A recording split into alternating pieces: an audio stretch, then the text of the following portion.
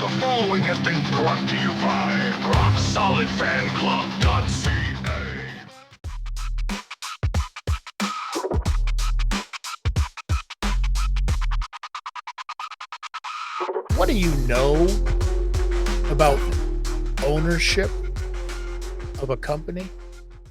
Well, I know a few things, my friend. Now, what do you Own a know few. about ownership of a company where egos, contracts, and a lot of shadiness could possibly happen? Take out the contracts. There's always contracts involved with everything, but yeah, shadiness, snakiness.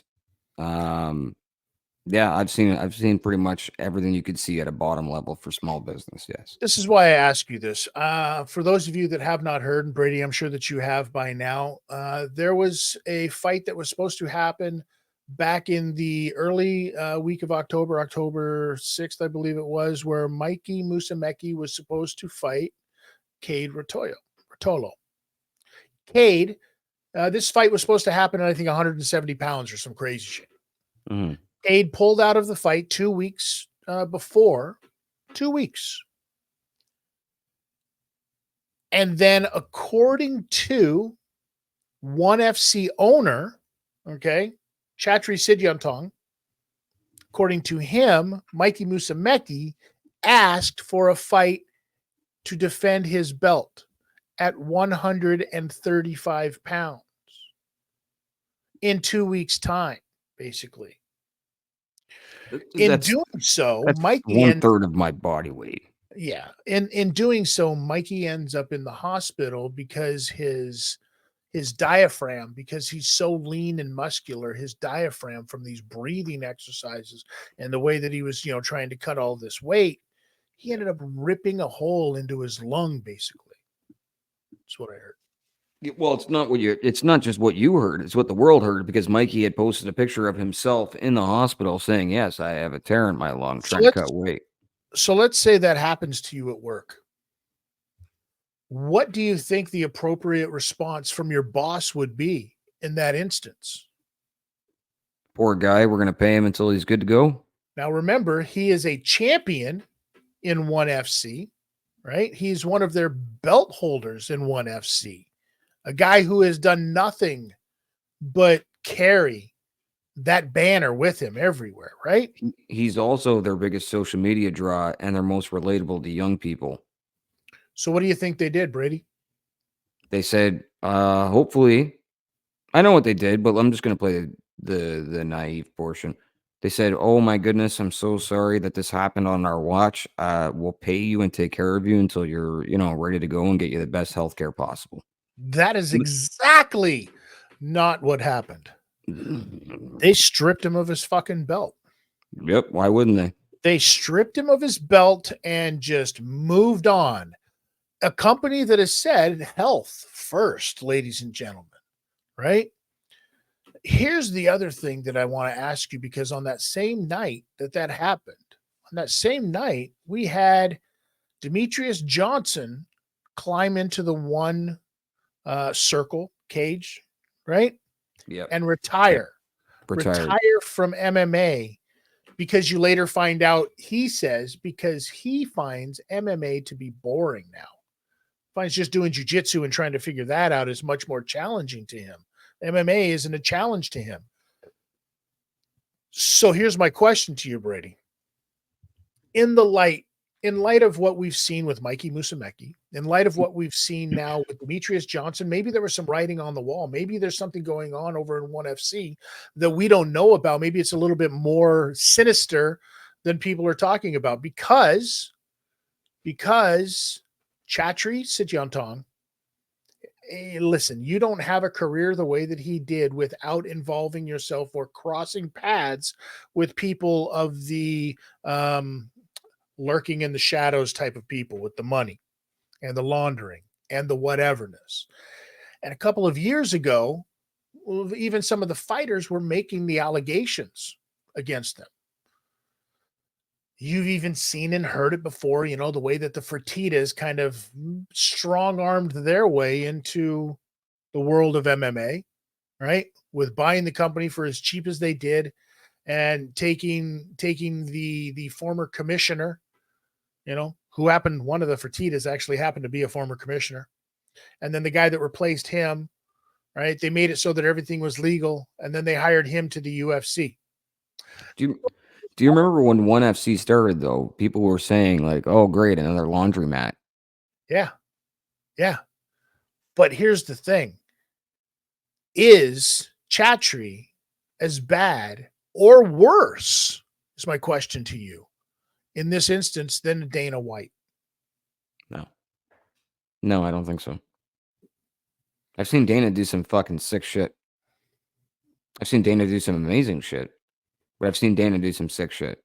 The more people bitch about fighter pay and the more they make a stink, the more money he gives to like the Nelk boys. Mhm. Like he'll just hand them like 500,000. People haven't even figured this out yet. That the more you taunt them with it, or the more that you bitch, the more useless money. Because this guy has the ability to pay millions to everyone if he really wanted to. Now, mind you, they're not going to make billions doing that, Right. but he could. But I've seen Dana do some ruthless shit. So no, I don't think until I met them either personally or I see somebody murder someone, and I think they're probably both in the same category as being, you know, douchebags. Here's why I think you're absolutely correct in that statement. That I think they are a lot more similar than you think. Because at one point, they clearly had conversations. At one Yeah, point or multiple points, they've had a few they conversations. traded They traded. They traded Demetrius Johnson. Do you remember who for?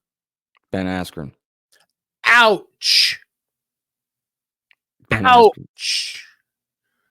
So what really happened there?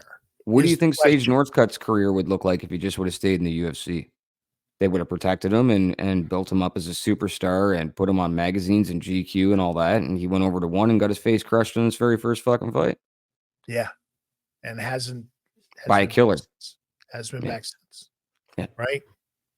It's unbelievable. And this is why I wonder if there was some writing on the wall with DJ.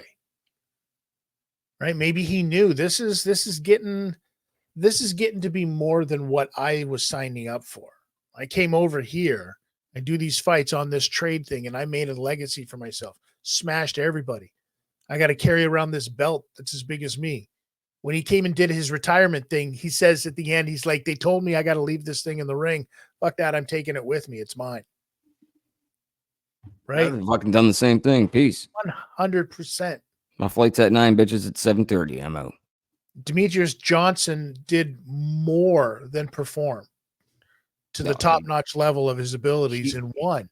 he does commercials basically for them every single time they have an event on his YouTube alone. That probably draws people to Amazon to watch the stuff. So Do you think it's ever possible to run any kind of combat sports or sports entertainment, for that matter, at that level, at the level that the UFC, that WWE, that uh, ONE FC, AEW, even? Could you imagine? Do you think that you could run something at that level without without the help of shady characters? so here you have a perfect example, kind of this. And I hate to do it again, but this will be the second time. I'm gonna throw throw to this next week. I'm gonna do something about Tony Khan. I'm gonna do a segment next week about Tony Khan. I think that's the only guy around right now that's had longevity in any of those worlds that has been just a nice guy. I know he's surrounded by oil baron money. That's what he's got. And that's a whole different argument. You think that's not crooked? That's a whole no, we're not talking about how the money was acquired in the family. We're talking about what he's doing on a daily basis. I think yes, he has to play with some shady characters and be around them, but I think Tony might be the only one, and we'll get into that in detail next week. But no, Chris, I think you're right. I think when you get to that level of any business, whether you're selling fucking shoes, whether you're selling fights, Yeah. you have to play the game. And I know that sounds so cliche, but you have to play the game. You have to pay your taxes. You got to make sure wherever you are that everybody that's there wants you there and has no problem with you being there. And sometimes you got to talk to laundromats and people that run those laundromats to get approval to be where you are and not have to worry about anything. I think genuinely most people are good. I think they get themselves into situations where they just have to do what they have to do to survive. So maybe that's something that happens to business owners as well. But once you get to that billionaire category where you're generating $1 billion in business, you're dealing with crooks, man. You just Well, you are. have to. You You have to, right? Because that's how you keep your money. Thanks for watching that video. If you like that video and you want to see some other stuff, check out our catalog here on YouTube, or you can find us on any podcast provider anywhere in the world. Yep.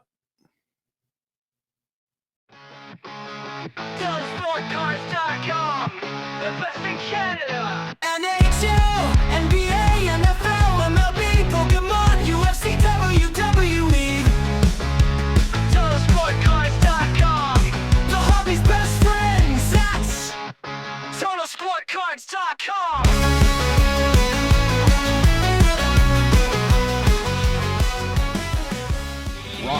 RockSolidFanClub.ca gives you full access to Canada's leader in professional wrestling, featuring legends like Mick Foley, modern megastars such as Cody Deaner, and future sensations like Tyler Turva.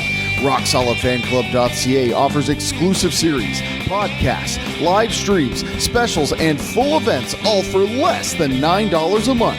Sign up today at RockSolidFanClub.ca, where real fans get it.